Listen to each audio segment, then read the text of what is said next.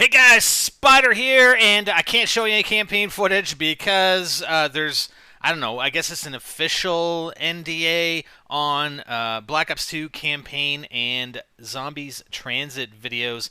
They haven't made these guys, I don't know what the hell Activision and Treyarch and those guys are doing, but they haven't really actually come out and made an official statement. They're just making these statements through backdoor channels, emails, and Twitter direct messages. But regardless, unless things change between when I'm recording this and tonight or tomorrow or whatever on the 13th, we won't see any campaign videos from us or or zombie transit videos until the 14th at 12:01 a.m. But we're going to have a ton of stuff for you. What I wanted to do here, though, was help you guys get the most from the campaign. I've been through the campaign.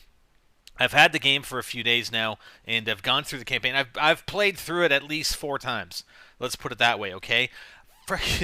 Okay, this campaign, if it was just a straight campaign, never played again, it would be on par with most other first-person shooter campaigns. I like the storyline. I do like the twists and turns that Treyarch puts in here. Not necessarily as much of the twists and turns that we've seen from Black Ops, but nonetheless, they are there. And this campaign, when you combine it with not only the playthrough, but the variability, the Strike Force missions, the customize, you can customize your classes before you go into each mission, and also the challenges and the scoring, okay?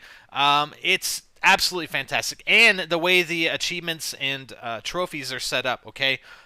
This campaign is, in my opinion, is by far way better and more phenomenal than any other first-person shooter campaign out there. Just because of all this replayability, everything, guys. Trust me, when you guys play this campaign, I think you guys will agree. And like I said, I played through it 4 times. You can make decisions within the campaign that impact people that are on your good side, people that are on your bad side and not helping you or against you, people that live, people that die. There are a lot of endings to this. I mean, there are subtle changes, but still, nevertheless, there are a lot of things that impact what happens in the campaign as you progress. The Strike Force missions add another, just another level of replayability and amazingness to this campaign. I'm sorry. You know what? Call me a COD fanboy all you want. I'm just saying how it is. I'm just saying what my opinion is, and it's a fantastic campaign. So here's what I'm going to recommend to help you get the most from the Black Ops 2 campaign. Number one, I'd suggest just doing a playthrough on a lesser difficulty. Veteran is available right from the start.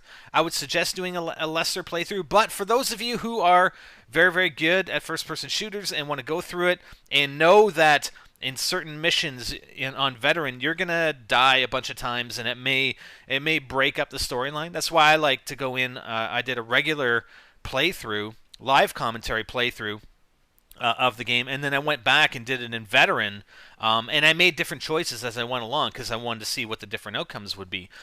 So I would suggest doing it on regular and then doing a Veteran playthrough. Or if you want to go right to Veteran, it's not that bad.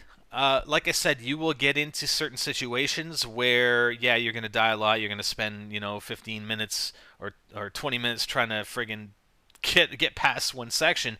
But they're not that they're few and far between. Let's put it that way. So Veteran's not too bad. But again, if you want a more fluid and run through on the campaign, then go on regular. I wouldn't worry about the challenges first time around, and for me at least, I didn't do class customization. I mean, it's great that you can customize your class, and that'll be helpful later when we complete the challenges, but for the first time through, I mean, if I were to pick a class, I'd pick the same one and play with it the whole game, and you can actually take some of the 2025 weapons back in time with you, okay?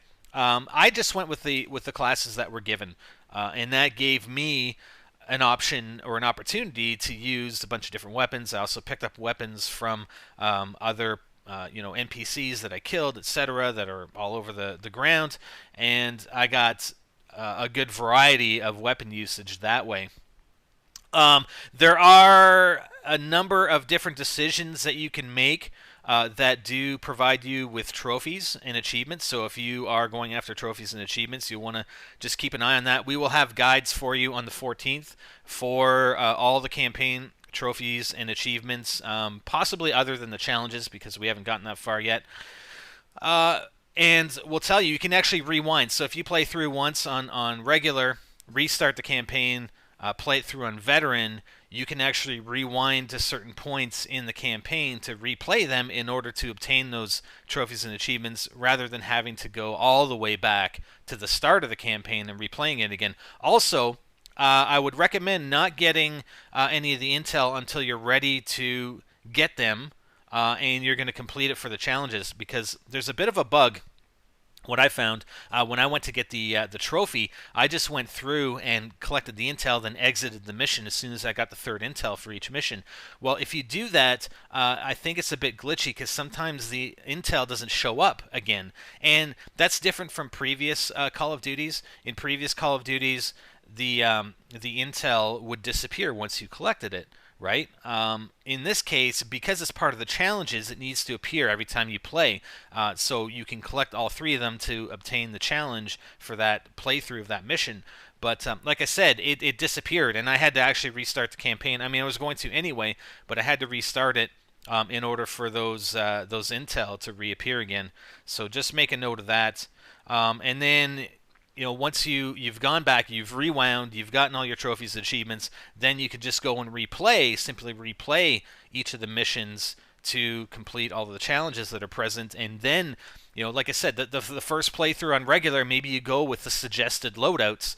And then your second time through, okay, well, let's try some different loadouts. Let's customize our class and try something different. So that's what I would recommend from the campaign, and I absolutely recommend you play the campaign. I know a lot of you guys go directly to zombies or go directly to multiplayer, but this campaign is absolutely fantastic when you factor in all the replayability options that you have. And we'll be showing some videos as well I've got recorded 4 different outcomes of the game. And there are more. I know there are more. There are different combinations.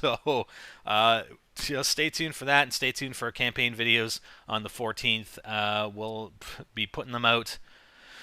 Oh yeah, got a lot of videos for you guys. Trust me. And the zombies as well. Make sure you're over on NGT Zombies. You're subbed over there because we're going to have a flood of videos. My Twitter feed is just going to go crazy starting at 12:01 a.m. on November 14th. All right, see you then, guys. Thanks, and maybe we'll try and get some multiplayer videos up for you on the 13th here on NGT. I'm Spider, and I'm out.